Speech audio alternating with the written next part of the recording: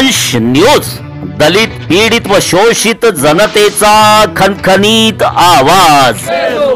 छत्रपती शिवाजी महाराजांचा छत्रपती शिवाजी महाराजांचा छत्रपती शिवाजी महाराजांचा पूज्य डॉक्टर बाबासाहेब आंबेडकरांचा जय जय जय जय जय भीम जय भीम जय जय जय जय भीम जय भीम जय भीम जय शिवराय जय शिवराय जय शिवराय जय शिवराय जय जय जय जय जय भीम जय भीम जय भीम जय जय जय जय जय भीम जय भीम जय भीम छत्रपती शिवाजी महाराजांचा विजय असो विजय असो छत्रपती शिवाजी महाराजांचा विजय असो विजय असो पूज्य डॉक्टर बाबासाहेब आंबेडकरांचा विजय असो विजय असो पूज्य डॉक्टर बाबासाहेब आंबेडकरांचा विजय असो विजय असो जय शिवराय जय शिवराय जय शिवराय जय शिवराय।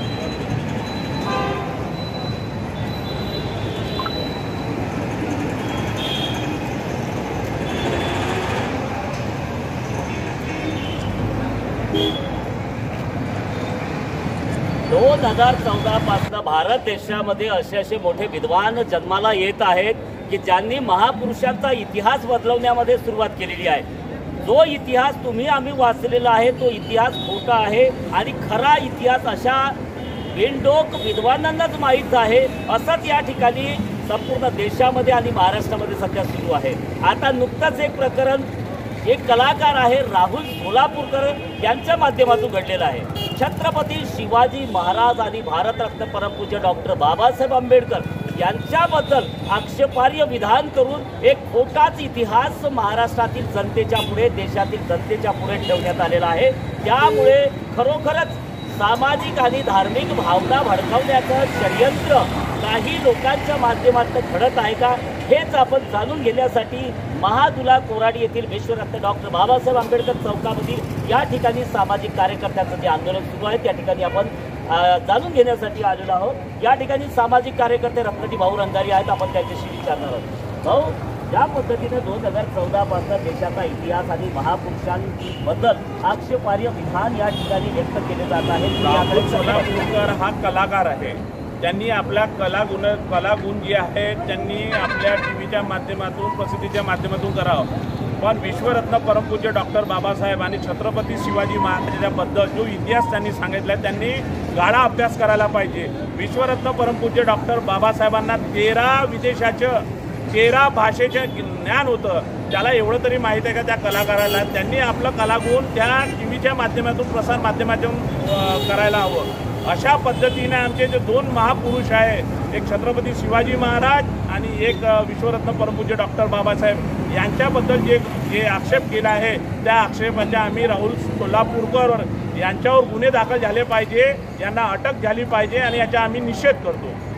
एकेकाळी ज्या वेळेस बाबासाहेब आंबेडकर लहान होते, लहानपणी त्यांना शिक्षण घेण्याचा अधिकार त्या काळामध्ये नव्हता, मनुस्मृतीने तो अधिकार नाकारला होता। लहानपणी त्यांना शाळेमध्ये शिक्षक लोक हे शिकू देत नव्हते, वर्गाच्या बाहेर बसून त्यांनी अभ्यास केला आणि अशा विपरीत परिस्थितीमध्ये बाबासाहेबांनी प्रचंड आपला विद्वत्ता होती आणि ज्ञान घेण्याची जी क्षमता होती त्यांच्यामध्ये चिकाटी, या भरोश्यावर त्यांनी ऋग्वेदाचं संस्कृत भाषेचं ज्ञान त्यांनी प्राप्त केलं आणि त्यांना एक ब्राह्मण होते असं बाबासाहेबांबद्दल राहुल सोलापूरकर बोलले। काय सांगणार? नाही, राहुल सोलापूरला पूर्ण इतिहास नाही, ते इतिहास तज्ज्ञ नाहीत, त्यांनी इतिहासाचा अभ्यास करावा आणि त्याच्यानंतर प्रसार माध्यमासोबत बोलावा। त्यांनी आपली नौटंकी फक्त त्या नट म्हणूनच आपलं काम करावं अशी त्यांना आमची विनंती आहे। राहिला विषय विश्वरत्न परमपूज्य डॉक्टर बाबासाहेबबद्दल, तर डॉक्टर बाबासाहेबांच्याबद्दल जगामध्ये सर्वांना अभ्यास आहे, त्यांना सर्व नॉलेज आहे, त्याच्याबद्दल सर्व लोकांना माहिती आहे की बाबासाहेबांनी कशा पद्धतीने या देशामध्ये संविधान दिलं आणि हा देश कशा शांतता मार्गाने चालत आहे हे त्यांनी सांगावं। आणि तुम्ही सांगितल्याप्रमाणे बरोबर आहे, मनुस्मृतीमध्ये जे सांगितलं होतं ते बाबासाहेबांनी मनुस्मृती काढण्यात आलेली होती। खरंच आहे की त्यांना तेव्हा मनुस्मृतीमध्ये स्त्रियांना अधिकार नव्हता।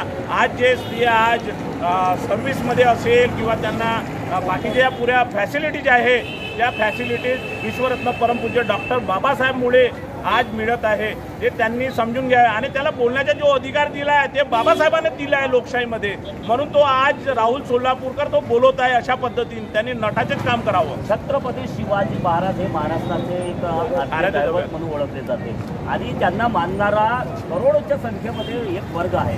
असं असताना त्यांच्याबद्दल त्यांनी हे बोलले की मुघल राजे जे होते औरंगजेब, त्यांच्या तावडीतून सुटण्यासाठी त्यांनी त्यांच्या वजीरांना आणि त्यांच्या पत्नीला लाच देऊन ते त्यांनी सुटका करून घेतली, असं ते त्यांनी एक बोललेलं आहे.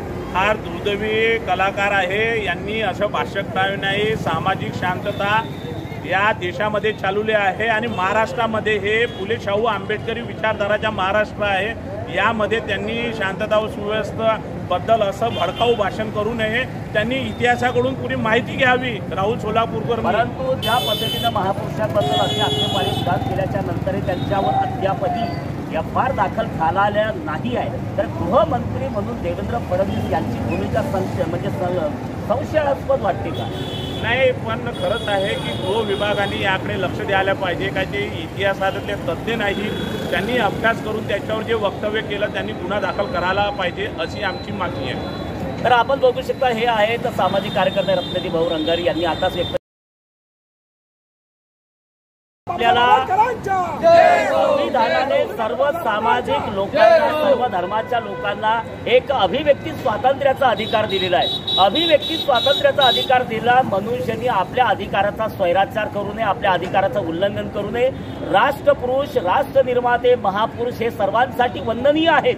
मात्र त्यांच्याबद्दल असं आक्षेपार्ह विधान करून समाजामध्ये तणाव निर्माण करण्याचं कार्य 2014 नंतर काही लोकांकडून जाणूनबुजून केलं जात आहे. अशा लोकांवर कुठेतरी फौजदारी कारवाई झाली पाहिजे. अशा लोकांना कुठेतरी अटक झाली पाहिजे, जेणेकरून भविष्यामध्ये समाजामध्ये ताणतणाव निर्माण होऊ नये, समाजातील शांतता आणि सुव्यवस्था भडकू नये याची काळजी महाराष्ट्रातील राज्यकर्ते तसेच मुख्यमंत्री देवेंद्र फडणवीस यांच्या महायुती सरकारने काळजी घेतली पाहिजे. तोपर्यंत आपण बघत राहा वस्ती चॅनल. मी सुनील साळवे, मुख्य संपादक, वासदेव थेट महादुला कोराडी येथील विश्वरत्न डॉक्टर बाबासाहेब आंबेडकर चौक महादुला परिसरात.